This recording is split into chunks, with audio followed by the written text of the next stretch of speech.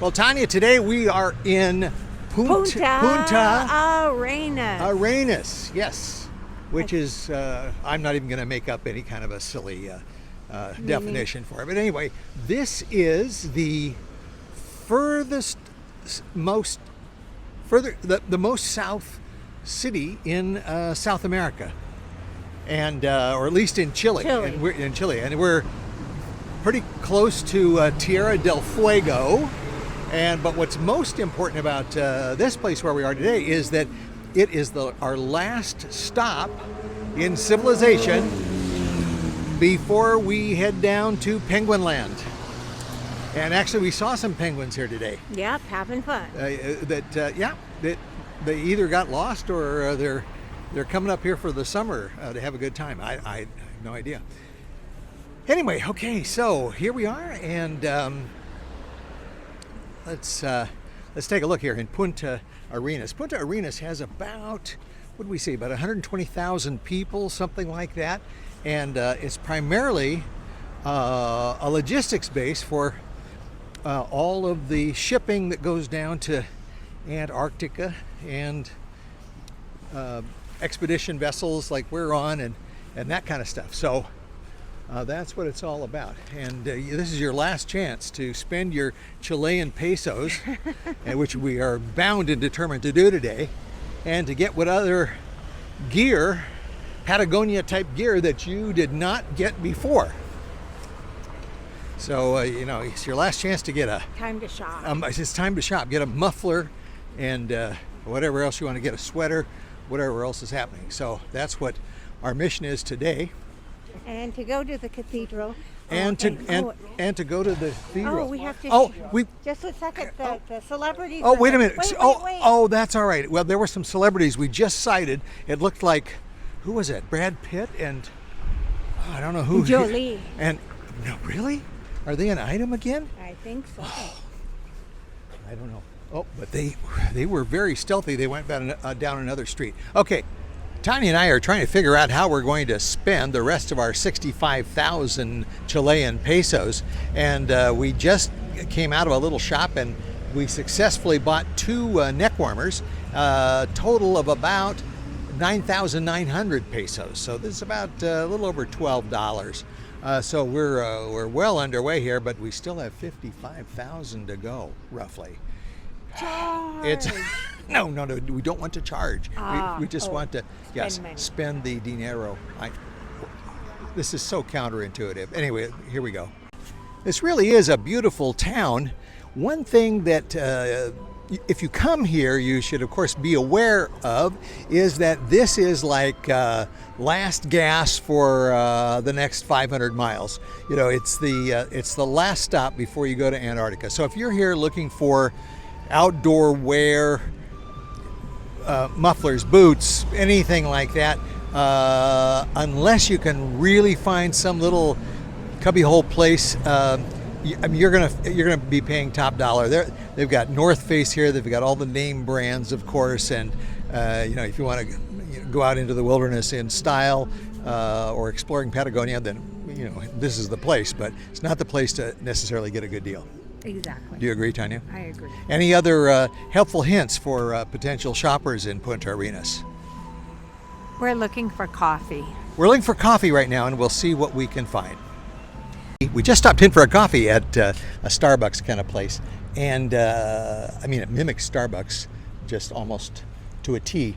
And there are no big deals around here. I mean, if you're coming to Chile and thinking that this is a place where you're going to have some bargains, or the cost of living is going to be lower, think again. Unless you're really living on the economy. It was about $10 for a couple of lattes, which for the 2 of us, which is about what it would be elsewhere. But anyway, so that's that. But now we're going to continue our walk until we drop. Exactly. Still have 40,000 pesos to go, Tanya. Because they wouldn't even take cash there. They only took cards. Gads. How unusual. So Tanya just purchased some earrings here, and she says we're done. Now, that's something I've never really heard before. But let's check this out. Tanya, what do we have here? Well, we have a little a little penguin His there. eyes are Yeah, goofy, yeah, and yeah. he has a box with a breathing hole. Oh, great. So the penguin can breathe. This is the world's smallest penguin. And then okay. when he feeds his baby, his babies There's get some earrings there. Yeah. And so we blew 15,000 on that one. So now we got about 40 to go. Okay. And Tanya thinks she's through. So I have No, we're not done. No, we're not done yet. Yeah. Okay, fine. Okay, well, we're successful in our Chilean peso spending quest. Here we go. Let's see what other damage we can do. Well, trying to spend the rest of our pesos, we just got rid of 30,000 at a wonderful little restaurant. If you are in Punta Arenas, go to Azuca Restaurant, Azuca, and it is at about 11:25 or next to 11:25 on Lautaro Navarro Street. Anyway, you'll probably never come here, but if you do, they have excellent seafood stew, and they had just all kinds of wonderful dishes, and they have excellent Wi-Fi if you're here and you're trying to make some last-minute arrangements or check in with people at home. So there you go. So now we're heading back.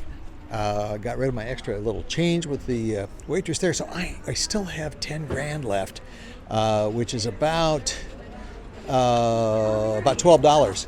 About $12. So I got to figure out what I'm going to do with that in the next half hour. Okay. Just when I thought our problem was insoluble, with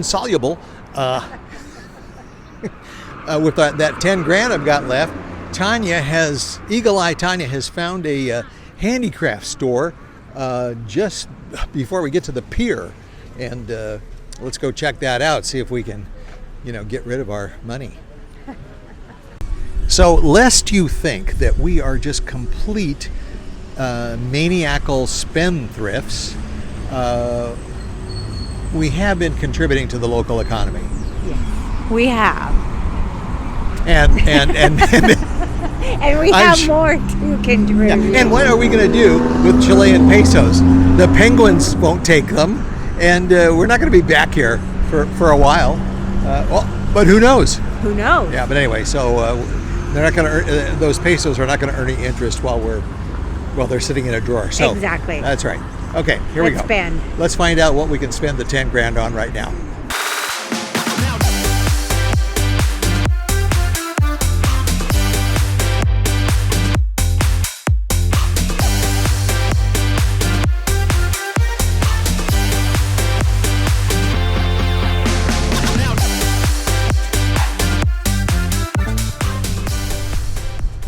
So, surprising as it may be, we could not find a home for that last 10,000 pesos. But we do have a plan that we'll give it to one of the crew members who will be on the next journey down here, so it won't go to waste. So that'll be good. Okay, so we're circulating circulating currency in the economy one way or the other. Anyway, here we go. This is, I'm going to show you quickly here. This is the vessel that we're on. And there are about, there's about 400 passengers right now on this ship as we go down to Antarctica. So stay with us, because tomorrow, over the next couple of days, we are going to be crossing the most dangerous tidal area in the world. We are going to be crossing the Drake Passage, which is between South America and the Antarctic Peninsula. And so far, Tanya, the forecast is for 50-mile-an-hour winds or so, and swells. They're very unpredictable, but right now something about 15 feet or so, which is certainly manageable. That doesn't sound like a Drake Lake to me. Well, they call it either the Drake Lake or the Drake Shake, so it could be either way depending on these changing weather conditions. But Tanya and I are ready for anything. Last time we crossed the Drake Passage, it was a lake. It was nice. It was quite nice, and so we hope it's that way again. But even if it isn't, it's an adventure. It's an adventure, and we're up toward the bow, up to the front of the ship, and low down, so we get a lot of the really good motion. Yeah. Did I happen to mention that these were cheaper cabins too? Anyway, so when we hit a swell and we go up and then it slams down again onto the waves, we really get to see a lot of water. We can see out our window. Our window is not underwater, but we can see the spray, and it's just so exciting. It's very exciting. These people up in these 10th floor, 10th deck penthouse suites, they don't really get the fun that we do they? Well, a different kind. Yeah, I mean, they like to, kind of show off and say, oh yeah, we're on deck 10, we're on deck 9. Oh, big deal. Well, you don't get to see the waves like we do. So, okay, stay tuned as we make it across the Drake Passage. Bye for now. Bye-bye. Bye-bye.